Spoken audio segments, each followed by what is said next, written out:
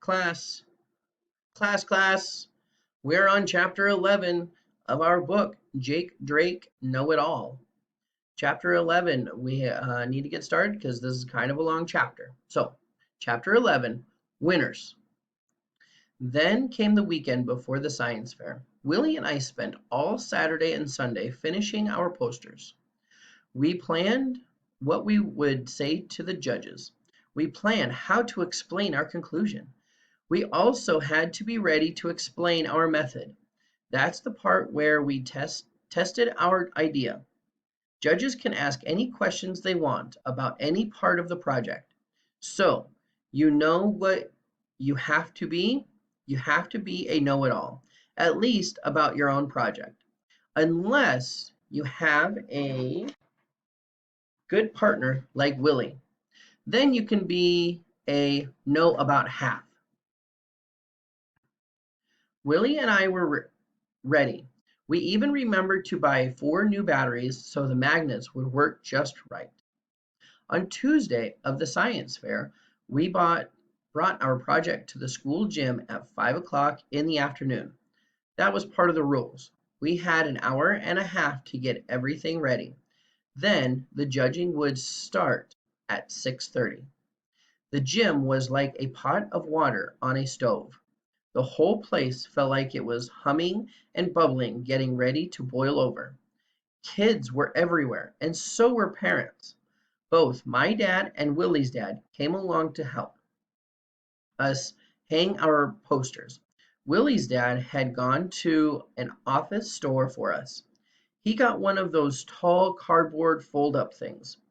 It was just the right size to hold our 3 posters. There were numbered tables in rows up and down the floor, and there was a list of names by the door. Next to every name, there was a number. Our number was 45. Table 45 was a good one, right along the back wall, except that it was next to table number 46. The table number 46 was Kevin Young's table. It was hard not to look at Kevin's stuff. He had 3 posters just like ours, except his didn't look like ours. We had used markers to write the biggest words on our posters. We had used colored pencils and crayons to make our drawings. We had written out our words by hand, not Kevin. All the writing on his posters had been printed out from a computer, and so had his pictures. All the paper and letters and pictures had been glued onto Kevin's poster. We had glued some drawings and a great picture of a junkyard electromagnet holding up a crushed car. It's hard to glue stuff right, so some of our pictures had some little bumps and ridges in them, and so did our writing papers. Not Kevin's. I don't know how he did it, but every picture and all his writings was glued down perfectly flat. My dad looked at Kevin's posters. He nodded at Kevin's dad and said, "Great posters." Kevin's dad looked a lot like Kevin. He had the same red hair and blue eyes. He smiled at my dad and said, "Thanks. We worked pretty hard on them." See that? How Kevin's dad said, "we"? I looked around at the other projects near us, and most of them looked like grown-ups had helped. It didn't seem very fair. All of a sudden, I wished that I had let my dad help us, because deep down, I still thought it would be nice to win that Bluntnum 12 computer. Kevin looked over at our stuff once or twice, and I thought I saw him smile a little, but it wasn't a nice smile. It was a put down smile. But we had too much to do to think about Kevin for very long. We got our magnets wired up. We got our cans of soup and tuna stacked up. We laid out our notebooks and our method books. And when everything was set up, we had 40 minutes left over. So our dads took us out for hamburgers and chocolate shakes. The food was good, but Willie and I were pretty nervous. At 6:30 the judges started. There were 6 of them, science and math teachers from the junior high school. First, they all just walked together up and down the rows of tables. Then they started at table number 72, the last table. And we had to wait and wait and wait. It took a long time for the judges to get to our row. Then it was another 10 minutes before they got to Kevin at table number 46. It was good to hear the judges ask questions before it was our turn. And Kevin was good at answering them. He really was. He had done his experiment making ants learn how to go through a maze. He wanted to show that if ants couldn't smell, they'd get lost. Ants leave something like an odor where they walk. And if one ant goes through the maze, it leaves a trail so others can follow. So after one ant went through the maze, Kevin let another one go, and it followed the same path. Then he painted the maze with lemon juice, let it dry, and let another ant go. The second ant got lost, so Kevin proved his hypothesis was right.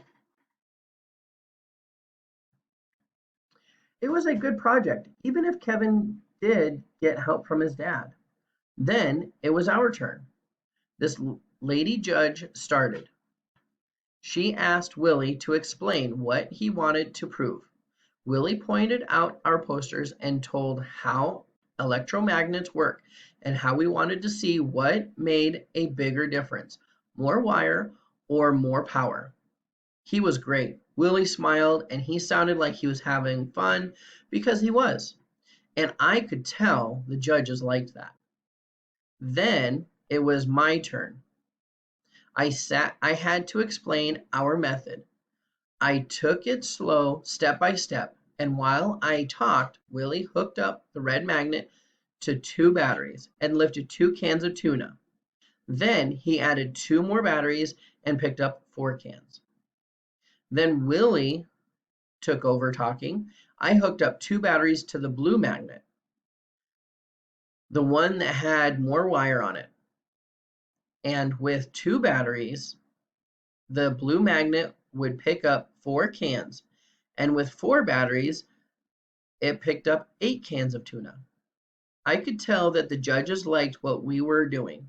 Our results were different from what we had thought they would be, but we explained it all in our conclusion. Just right. We used the scientific method. It was a good experiment. Kevin was watching too, but I couldn't tell what he was thinking. He didn't smile or frown, and he hardly even blinked. Then it was over, and it felt great. I looked at Willie, and he had that smile on his face, the really big one. And right then, I knew I didn't care if we won anything or not. The judges moved on. Then it was time for more waiting, a lot more waiting. So Willie and I went to look around. There was a lot of neat stuff to see. There were projects about cameras, about fruit, earthworms, carbon dioxide from plants, fruit flies, fossils, hot air balloons, soap bubbles, different kinds of sand, and a really great one on electric guitar sounds, and tons more.